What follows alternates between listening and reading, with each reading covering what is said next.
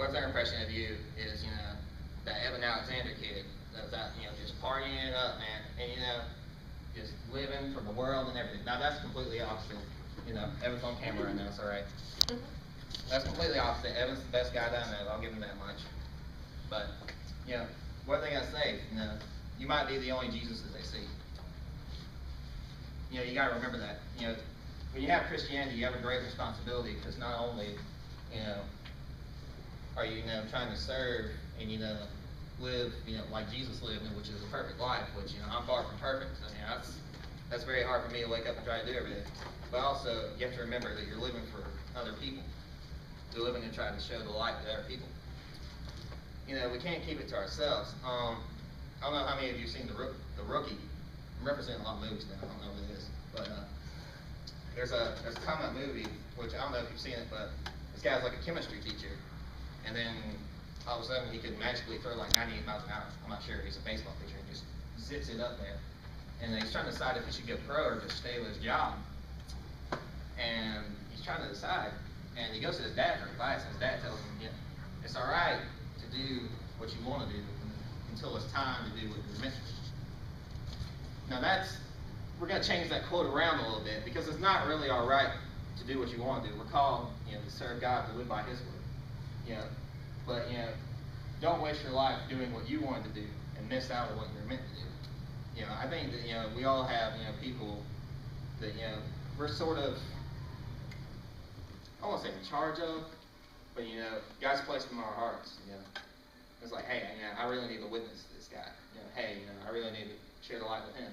I think we're all called, with certain people in our lives in certain situations. And it's our decision: are we going to answer the call, or are we going to fail? Fair enough. And then Luke 3:9 says, the axe is already at the roots of the trees, and every tree that does not produce good fruit will be cut down and thrown to the fire.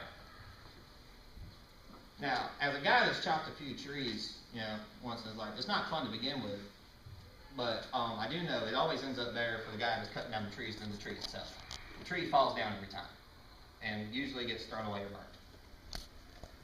Right here, it's going to get thrown to the fire. Think about that. If we don't produce good fruit, if we don't live by the fruits of the Spirit, we don't produce good fruit, we will be cut down and thrown into the fire. Now, I don't like punishment at all.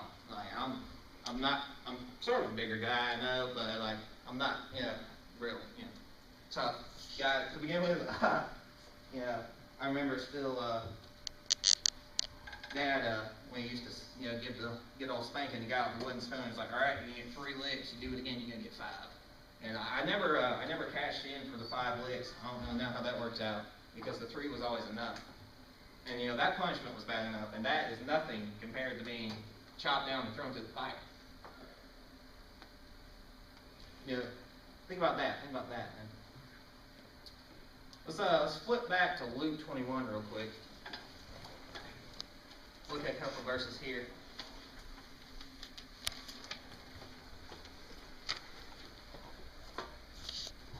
In verse 34 through 36, it says, be careful, for your hearts will be weighed down with the dissipation, drunkenness, and anxieties of life, and that day will close on you unexpectedly like a trap. For it will come upon all those who live on the face of the whole earth. Be always on the watch, and pray that you may be able to escape what is about to happen, and that you may be able to stand before the Son of Man. It says it right here, clearly, be careful, watch out. I always say that, kind of joking around, that a stop sign is more of a suggestion. You should probably stop, or you're probably going to get hit, or you're probably going to get pulled over. This is a suggestion here. This is a stop sign. Hey, whoa, watch out, slow down. We got to make a decision. Are we going to slow down? Are we going to look at our lives, examine ourselves, see what we need to work on, see how we can be better people? Or are we just going to keep on driving by, just cruising? Also look at 21 verse 9. It says, when you hear of wars, revolutions, do not be frightened. These things must come first, but the end will not come right away.